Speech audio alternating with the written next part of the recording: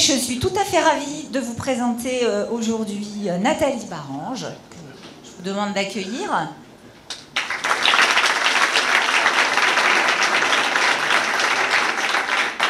Nathalie, je la connais depuis déjà très longtemps.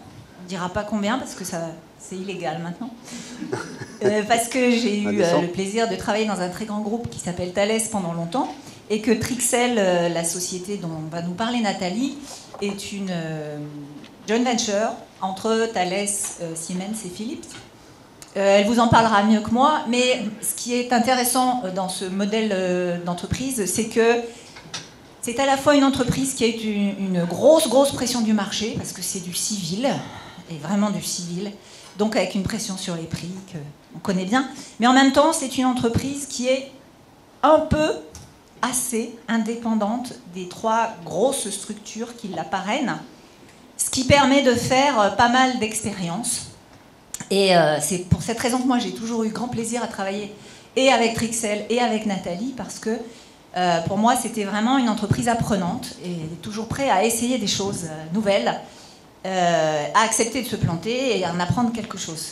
Et Nathalie est vraiment une représentante de cet état d'esprit qui vraiment a permis de faire des choses assez incroyables dans ce cadre-là. Donc, je vais la laisser prendre la main et nous parler de quelque chose qui n'est pas forcément un sujet qu'on a en tête tout de suite quand on pense au Lean, qui est la partie du service après-vente. Et c'est si dommage. Il y a tant à apprendre du service après-vente. Le service après-vente nous dit tant de choses sur nos clients. Et comme on sait tous que déjà le Lean, c'est take care of your customer, le service après-vente est vraiment très bien pour ça. Donc je vais laisser Nathalie vous montrer comment elle travaille sur ce sujet et comment elle a vraiment réussi à développer la compréhension du client à travers le service après-vente, et puis quelques très jolies choses à partager avec vous en termes de management visuel. Donc, Nathalie Barange.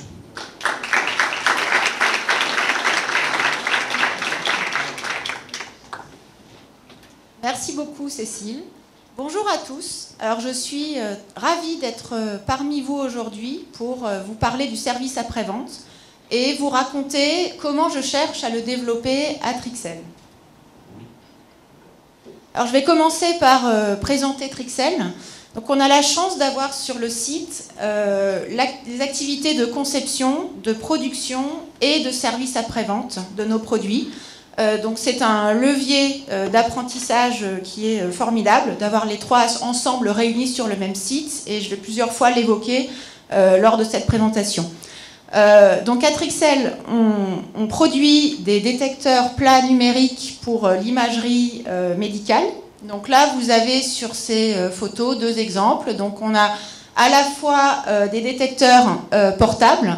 Donc c'est des détecteurs qui, c'est un peu comme, qui prennent des photos sous X, qui sont utilisés pour la radiographie, donc pour diagnostiquer l'état de santé des patients, et qui sont visibles parce qu'ils sont amenés directement dans les chambres du patient, comme sous les lits sur cette photo par exemple. On a d'autres types de produits qui sont de l'imagerie dynamique. Là, c'est des produits qui sont moins visibles parce qu'ils sont intégrés dans les systèmes. On en voit un exemple ici de nos clients. Et ces produits permettent de faire des séquences de vidéos sous X. Donc, nos clients, les clients qui achètent nos produits sont les systémiers, les équipementiers, comme par exemple Philips ou Siemens. Donc, vous voyez des exemples de systèmes ici. Mais il y a d'autres clients aussi, c'est les clients utilisateurs de nos produits. Donc là, on retrouve les radiologues, les chirurgiens, les patients, les manipulateurs radio et aussi, par exemple, les techniciens de maintenance qui s'occupent des pannes et qui font la maintenance de nos produits dans les hôpitaux. Alors, quelques chiffres pour finir cette partie-là. Donc, le SAV à Trixel, c'est 180 000 produits dans la base installée, donc qui sont en fonctionnement un petit peu partout dans le monde. Et on reçoit, les clients nous retournent pour réparation entre 2 000 à 3 000 produits par an. Alors, je vais commencer aussi par me présenter. Donc, mon parcours de ces 12 dernières années est vraiment lié au Lean. J'ai commencé par le Lean Manufacturing, donc avec une vue vraiment terrain et production, où j'ai découvert le Kanban, le Jidoka, le Kaizen. C'est une activité pendant laquelle j'étais quand même encore assez loin du client final, parce que j'avais surtout comme client interne la logistique et du coup la livraison du plan de production. C'était une vraie difficulté parce que c'est pas facile du coup de montrer la vision du client aux équipes quand on n'est pas directement confronté à eux. Cet aspect-là a un petit peu changé dans l'expérience suivante que j'ai eue. Donc j'ai enchaîné par une expérience de coach Lean Engineering et à la fois aussi j'avais un poste opérationnel d'ingénieur produit et de support technique aux clients. Donc pendant cette expérience-là, j'ai commencé du coup à beaucoup plus m'intéresser aux produits et aux clients, notamment les clients qu'on a vu tout à l'heure sur les clients systémiers. J'avais en interface technique à peu près 5 clients systémiers que j'assistais, j'amenais du support pour comprendre, les aider à comprendre les problèmes que nos produits leur posaient dans leur propre fabrication de systèmes. Et depuis février l'année dernière, donc j'ai pris un nouveau poste, j'ai pris la responsabilité du service après-vente à Trixel. C'est une expérience qui est vraiment intéressante parce que jusqu'à présent, j'étais beaucoup dans du management transverse avec plein d'équipes différentes. Et là, je suis passée en management direct avec une petite équipe de techniciens SAV.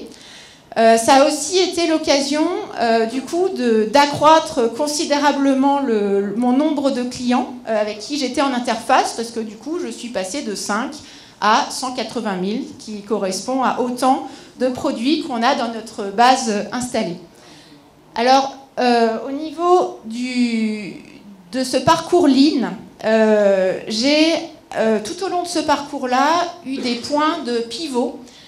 Donc j'ai vraiment changé de regard sur plein de points. Donc notamment toute l'expérience au niveau Lean Manufacturing, j'ai vraiment compris que l'outil était un point de départ et pas un point d'arrivée, donc qu'il y avait vraiment une intention derrière chaque outil.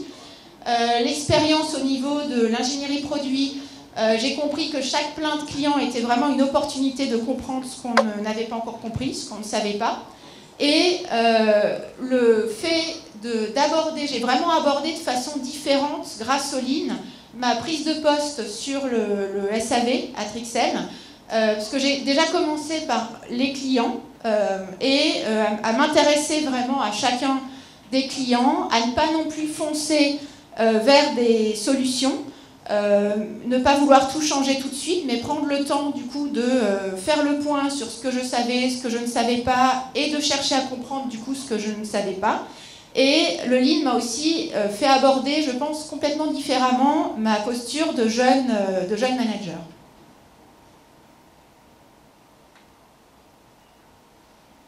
Alors sur le SAV, j'ai l'énorme chance d'être très proche des clients, puisque du coup je les côtoie tous les jours. Ce n'est pas forcément le cas dans d'autres services ou dans d'autres directions de l'entreprise. Donc j'ai vraiment cherché, c'est pour ça que j'ai voulu créer une salle boussole SAV que vous avez à l'écran. J'ai vraiment cherché à partager avec tout le monde ma vision client pour réussir à prendre les bonnes décisions sur la stratégie SAV. Et cette salle, ces murs, ce partage autour de ces murs ont permis vraiment d'aligner toutes les directions de l'entreprise sur la stratégie SAV, donc que ce soit la direction opérationnelle, la direction technique, la finance et les achats. Et du coup, ça a permis aussi de casser les silos et les intérêts qui pouvaient potentiellement diverger entre toutes ces directions sur la stratégie SAV.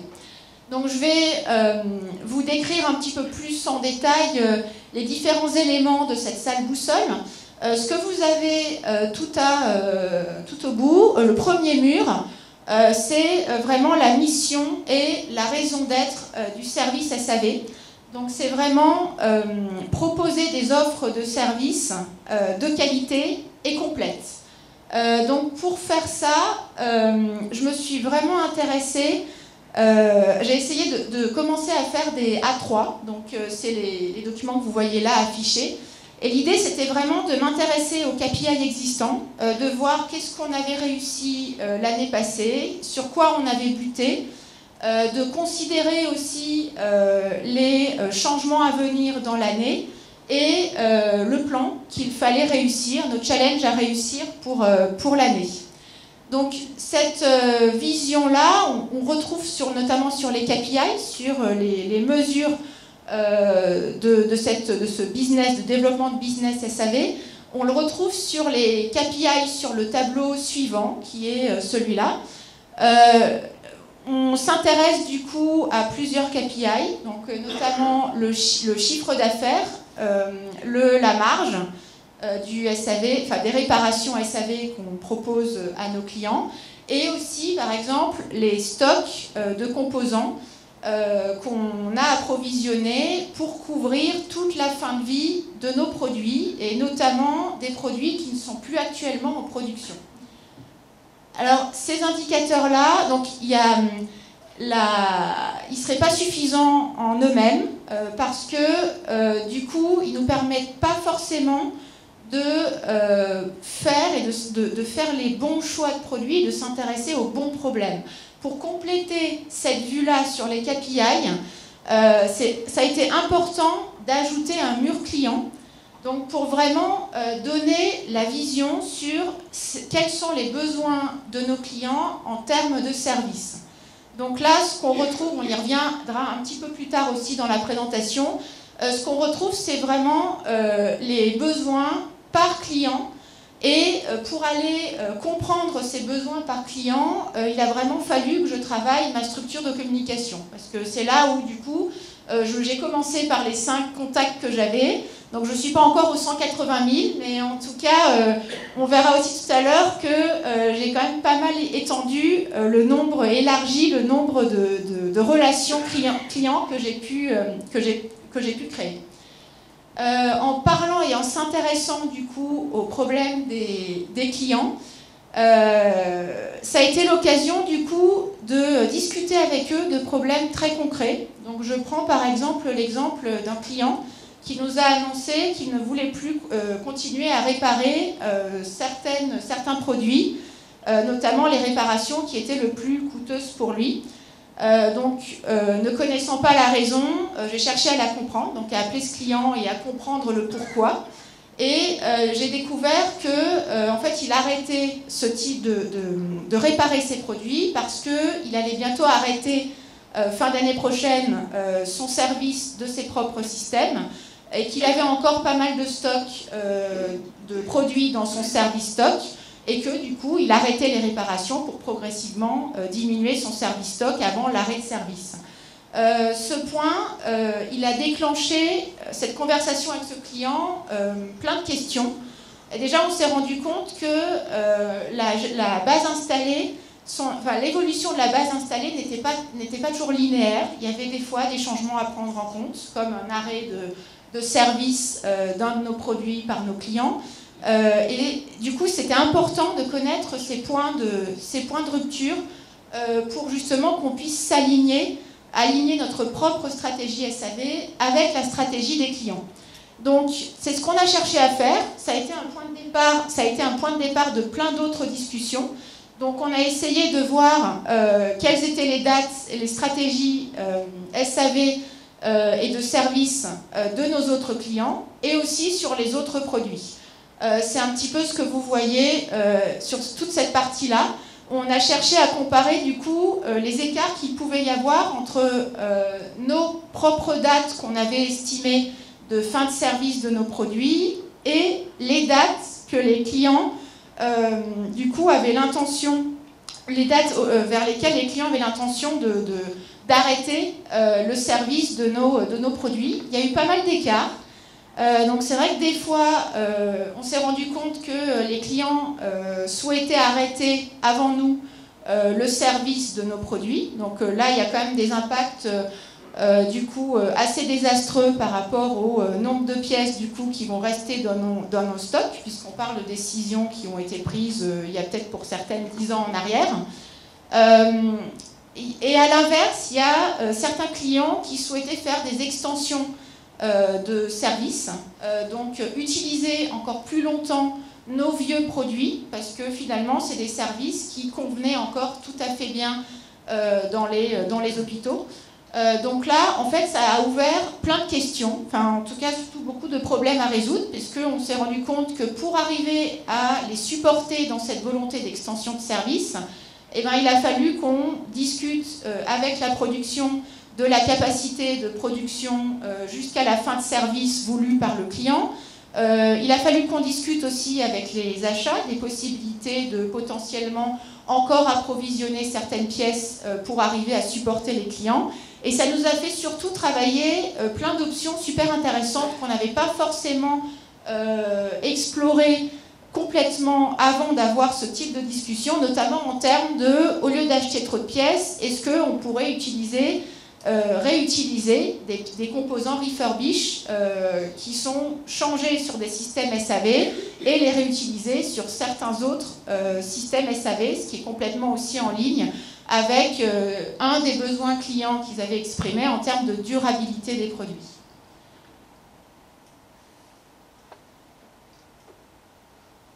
Alors, pour développer le SAV, il y a vraiment 3 axes à prendre en compte. On a un peu commencé à en discuter là, à partir de la salle boussole. Donc, le premier point, c'est vraiment augmenter la valeur pour le client. Et il y a une tension permanente entre augmenter la valeur pour le client et le deuxième axe qui est assurer la rentabilité de l'entreprise. Donc, d'un côté, au niveau augmenté de la valeur, on parle vraiment du chiffre d'affaires et donc vraiment du volume qu'on arrive à avoir. Donc, on est vraiment en lien avec les offres et les besoins des clients. Et de l'autre côté, au niveau de assurer la rentabilité de l'entreprise, on est vraiment sur des notions de marge et du coup, comment faire pour réduire nos coûts. Et tout ça ne peut se faire que par l'implication de tout le monde, de l'ensemble des collaborateurs. Et donc le troisième axe, c'est vraiment de le faire en développant les personnes. Donc au niveau du premier axe, finalement, pour augmenter la valeur pour le client, il faut déjà la comprendre. Et pour la comprendre, un des premiers points super importants, c'est déjà de comprendre la valeur sur chaque produit retour. Donc là, on voit sur cette photo le laboratoire SAV dans lequel on prend en charge l'expertise des produits. On voit d'ailleurs 2 techniciens SAV qui sont en train de tester un produit.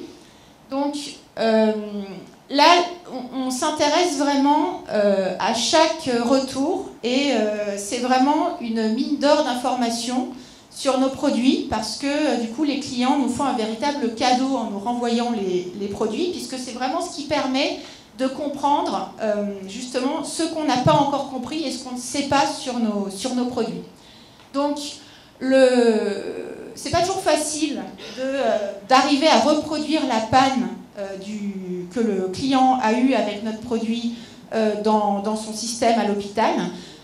Et donc, un des points de départ qui est très très important, c'est vraiment de décrire le problème avec le client. Et là, on va vraiment aller chercher le motif de retour du client, le verbatim qu'il a utilisé, et où finalement chaque mot compte, parce que chaque mot peut être un indice d'une panne un peu compliquée à reproduire, comme un défaut intermittent ou des conditions de test qui pourraient être légèrement différentes à l'hôpital que ce que nous, on teste sur les produits Atrixel.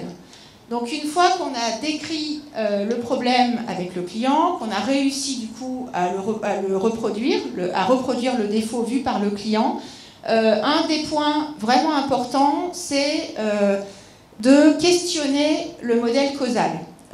Et du coup, l'idée, c'est vraiment d'aller au bout, jusqu'à la cause racine, Et c'est de le faire surtout en testant nos hypothèses de causes possibles. Parce que sinon, on peut vite tomber sur ce qu'on croit savoir, alors qu'en fait, on ne sait pas forcément. Et le fait de tester les hypothèses, ça permet du coup de faire le lien. Il faut aussi faire le lien entre, du coup, comprendre la théorie et faire le lien entre les causes et les faits. Et pour ça, on va aller chercher des experts techniques, métiers de toute l'entreprise, des différents métiers, mécanique, électronique par exemple, pour nous aider du coup, alors pas tout de suite à trouver des solutions à nos problèmes, mais vraiment nous aider à comprendre le problème, et notamment en faisant avec les techniciens SAV des topos techniques. En fait, souvent on arrive, en allant jusqu'au bout du problème, à des problèmes de conception, à des erreurs de raisonnement qu'on a eues sur les produits actuels. Et du coup, c'est ce qui ouvre aussi plein d'opportunités d'apprentissage pour les nouveaux produits. Donc, autant comprendre la valeur, c'est important de la comprendre pour chaque produit retourné. C'est très important aussi de la comprendre pour chaque client. Donc c'est un petit peu, on retrouve la planche que j'ai commencé, le mur que j'ai commencé à vous décrire en parlant de la salle boussole. Donc là, ce qui était vraiment clé, c'est d'appeler les clients un par un. C'est vraiment d'aller sur le Gemba des clients, de les appeler, de les écouter, de comprendre leur contexte, de chercher aussi à comprendre quels problèmes on est en train de leur poser avec nos produits ou nos services. Et c'est tout ça qui permet vraiment de créer une relation. J'ai aussi du coup créé une nouvelle matrice, une nouvelle structure de communication avec 2 questions clés. Donc, qui doit parler à qui et de quoi? Sur quel sujet du coup?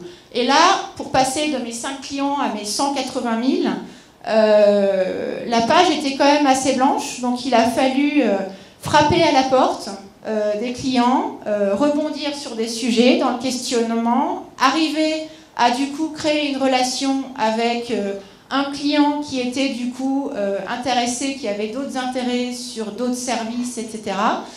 Donc c'est un travail de longue haleine, mais qui est vraiment nécessaire pour petit à petit mettre à jour finalement la liste des clients qui comptent vraiment pour le service SAV. Alors, de par ces discussions très terrain, donc soit en parlant finalement aux produits retournés, soit en parlant aux clients, petit à petit, l'idée c'est de construire une nouvelle offre de service. Donc actuellement, on est vraiment là. Donc ça veut dire qu'on fait surtout de la réparation on propose des offres de réparation sur nos produits et on cherche à développer le service autour du produit. Et finalement, c'est là où il y a le vrai challenge en termes de développement de business SAV. C'est vraiment l'endroit qu'on est en train d'explorer. Et pour l'explorer, du coup, c'est vraiment la vue d'hélicoptère. Enfin, on fait l'aller-retour en permanence entre ce qu'on comprend du terrain des produits et du terrain des clients pour prendre de la hauteur, voir du coup quelle nouvelle offre de service on pourrait proposer à nos clients, etc. Donc le deuxième axe que je vais vous présenter maintenant, c'est l'aspect assurer la rentabilité de l'entreprise, donc s'intéresser à la marge et réduire nos coûts. Alors on a un problème à résoudre sur un de nos produits actuels, c'est que les coûts en tout cas le prix de vente des offres de réparation sont très élevés par rapport, on est quasiment à 75% du prix d'un produit neuf, donc ce qui est bien trop cher par rapport au prix du marché. Et l'impact qu'on commence à voir, c'est que des clients commencent à vouloir arrêter les réparations sur ce produit, donc soit pour acheter du coup des détecteurs neufs, soit dans le pire des cas, on pourrait très bien imaginer l'impact de passer du coup à des produits concurrents. Donc on a pris alors on essaye de réduire les coûts sur le produit qui est actuellement en production. Donc on a quand même moins de marge de manœuvre que sur les nouveaux produits, et c'est là toute la richesse aussi du Lean Engineering. C'est que du coup, en essayant de travailler et de réduire les coûts sur les nouveaux produits, on peut avoir un impact beaucoup plus fort. Et c'est notamment ce qu'on a fait en s'intéressant au target cost sur un de nos nouveaux produits. Donc, pour illustrer, donc c'est aussi quelque chose qu'on a discuté sur les murs de la boussole SAV. Je vais illustrer avec des chiffres qui sont faux, mais c'est juste pour vous donner une idée du raisonnement qu'on a eu sur ce produit. Donc, si on prend le produit, donc là il y a une photo de ce nouveau produit. Le prix de vente neuf, s'il est à 10 000 €, ça veut dire qu'on considère que pour le prix marché, donc c'est le prix que les clients sont prêts à payer, ne doit pas excéder 50% du prix neuf. Ça veut dire que pour une réparation, il ne faut pas excéder 5 000 €. Vu qu'on veut en même temps à la fois satisfaire les clients et à la fois assurer la rentabilité de l'entreprise, on tient à garder une marge. Notre cible, c'est d'avoir une marge de 40%. Et donc, on s'est fixé un target cost à ne pas dépasser qui est de 3 000 €. Donc en fait, là, on vient s'intéresser après à la décomposition des coûts de réparation. Donc il y a une partie main-d'œuvre et il y a une partie aussi composants.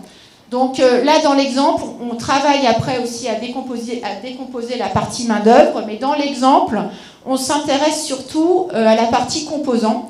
Et on s'est rendu compte qu'en fait, il y avait une des pièces extérieures mécaniques qu'on devait changer systématiquement, puisque du coup, on est obligé pour réparer d'ouvrir le produit, et qui à elle toute seule atteint quasiment le target cost. Donc on a un vrai problème à résoudre. Et pour le résoudre, du coup, on est vraiment allé chercher toutes les options possibles. Des options qui n'avaient pas forcément vraiment des idées nouvelles de l'ensemble des équipes, ingénieurs produits, des équipes mécaniques, pour justement avoir des idées nouvelles et les tester pour réussir à atteindre notre cible de target cost. Donc il y a des tests qui sont en cours. Le point clé, c'est que dans les solutions qu'on va essayer de tester, on sait que ces solutions seront forcément le problème d'autres équipes, et notamment des équipes de production qui auront à faire un nouveau geste. Une des options, c'est par exemple de changer la pièce, c'est de défilmer le film qui est collé dessus, la reprendre manuellement et la réutiliser du coup sur d'autres produits SAV. Et du coup, l'idée, c'est d'impliquer directement les équipes qui vont être impactées par ces choix, notamment les équipes de production.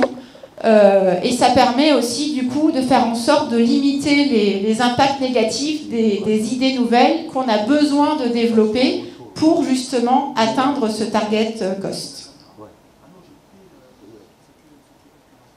Alors le troisième volet, c'est vraiment, donc pour faire tout ça, on a vraiment besoin de l'ensemble des collaborateurs, et c'est vraiment chercher à développer les personnes. Alors le premier point super important pour justement le fait d'aller chercher l'implication de tout le monde, c'est d'être clair sur l'orientation qu'on veut donner à notre stratégie SAV, à notre challenge et au plan qu'on doit réussir. Et du coup, donner du sens, ça passe par être clair sur le quoi et le pourquoi. Et là, je peux prendre un exemple assez récent où on voulait diminuer l'impact sur le lead time des produits qu'on prend en expertise donc par les techniciens SAV dans notre laboratoire, puisque du coup c'est des produits qui ne filent pas en production pour être diagnostiqués, réparés, mais il y a besoin de faire des tests complémentaires, d'amener vraiment une expertise complémentaire. Donc on a démarré un Kaizen sur ce sujet avec un petit peu toutes les équipes concernées, et en fait l'idée, c'était, on a commencé le Kaizen en disant, dans le pourquoi, il faut qu'on arrive à diminuer le lead time, notre indicateur de lead time, pour entre le moment où le produit arrive à Trixel et le moment où il est renvoyé chez le client, réparé. Et on s'est rendu compte que finalement, en prenant le problème, en donnant ce cadre-là au problème, dans le comment faire pour garder un indicateur au vert, on peut penser typiquement à dire le client nous autorise à bloquer le temps pendant qu'on fait l'expertise sur ce produit. Donc en fait, on peut très bien essayer de se mettre d'accord pour bloquer le temps, de se donner l'info qu'on bloque le temps, et comme ça, du coup, tout ira bien. On arrivera à livrer au lead time. Et ce qu'on a rajouté, ça a fait prendre conscience surtout qu'il fallait rajouter un deuxième pourquoi, qui est vraiment réduire le temps d'arrêt du système du client à l'hôpital. Donc le système, il est arrêté jusqu'à ce qu'on lui renvoie le détecteur SAV réparé. Et ça change du coup, là on est vraiment dans le pourquoi, du coup pour satisfaire le client. Et ça change complètement les options qu'on va aller tester et les idées nouvelles qu'on va aller tester par les équipes. Le deuxième point important, c'est vraiment développer les personnes sur deux axes. Donc le premier axe, c'est les deux axes en T. Le premier axe, c'est vraiment développer les compétences par la résolution de problèmes. Donc là, c'est un peu ce qu'on voyait tout à l'heure sur la partie dans le labo SAV où on va vraiment résoudre le problème sur chaque produit retourné par les clients. Et le deuxième axe, c'est développer le teamwork en allant chercher les experts. Et du coup, c'est un petit peu, on revient sur aller chercher des experts pour faire des topos techno et pour comprendre le problème. Et du coup, ça permet d'aller chercher les experts de plein de services différents et du coup, de travailler avec des personnes en dehors du service et de casser les silos fonctionnels qu'il peut y avoir.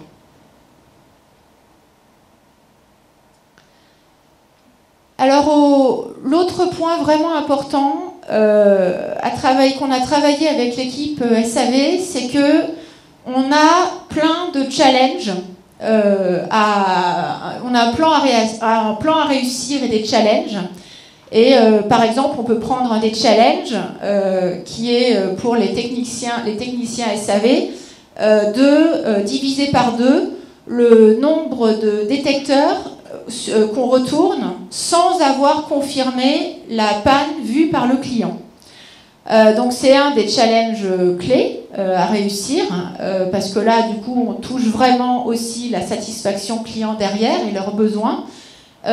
Par contre, du coup, ce qu'on a commencé à mettre au mur dans le laboratoire SAV que je vous ai montré tout à l'heure en photo, c'est le fait de dire on a besoin du coup, pour réussir nos challenges, de partager ensemble en équipe tout ce qui peut du coup perturber, enfin en tout cas amener une charge mentale à l'équipe en dehors de ce plan à réussir. Et c'est pour ça que du coup on s'est mis à construire et du coup à discuter ensemble tous les problèmes qu'on pouvait rencontrer, que l'équipe pouvait rencontrer, donc sur les 4M, qui sont la main-d'œuvre, la matière, les machines et les méthodes. Et du coup, il y a eu plein de choses qui sont ressorties. Et notamment, il y a eu un besoin de faire du 5S, d'avoir un atelier, enfin un labo SAV où on avait plus facilement à portée de main les outils dont les techniciens avaient besoin pour faire leur diagnostic sur les produits. Il s'est pas mal ressorti aussi dans tout ce qui est problème de machine, des bugs ou des problèmes de baies de test qui ne marchaient plus. Et du coup, ça a créé aussi une prise de conscience de l'équipe, qu'il fallait vraiment travailler sur ces problèmes et pas forcément se contenter d'aller travailler sur la baie d'à côté. Donc petit à petit, on est venu résoudre les problèmes typiquement là de machines avec l'équipe. Et mon rôle du coup dans tout ça, c'était vraiment d'amener aussi mon support, de les aider à résoudre les problèmes et du coup m'assurer que les conditions soient vraiment réunies pour réussir le plan.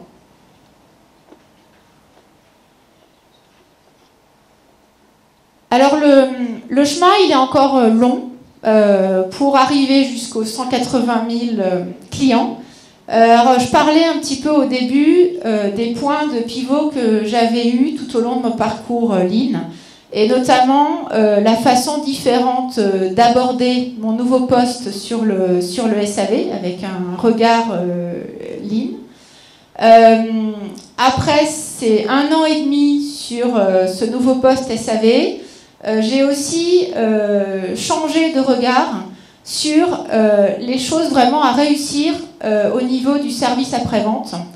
Je retiens en particulier 2 points qu'on a un petit peu abordés tout au long de cette présentation. Le premier point, c'est vraiment cadrer les problèmes sur les besoins des clients. Et du coup, ça permet vraiment d'orienter tout le monde sur les bons problèmes. Et pour faire ça, pour arriver à capter quels sont les besoins des clients, ça a été vraiment important de travailler ma structure de communication avec les clients, en les écoutant vraiment, et du coup en posant des questions sur leurs problèmes, en cherchant à se mettre à leur place, et au final de comprendre quels problèmes on leur pose avec nos produits et avec nos services.